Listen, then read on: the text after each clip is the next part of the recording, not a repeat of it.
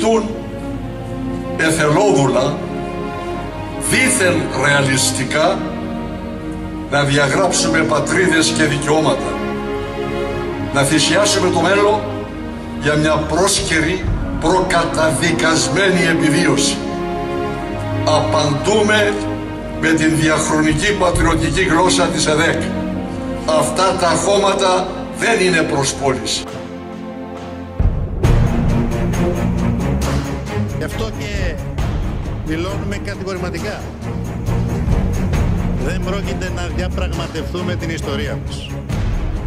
Δεν πρόκειται να διαπραγματευτούμε την περηφάνεια και την αξιοπρέπεια αυτού του λαού.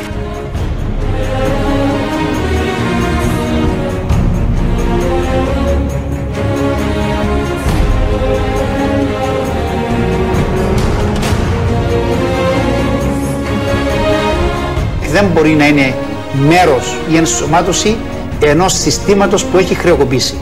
Ενός συστήματος που οδήγησε σε οικονομική κρίση, σε κοινωνική εξαθλίωση, που πισωγύρισε τον Κυπριακό. Πρέπει να αποτελέσουμε ακριβώς την εγρήγορση.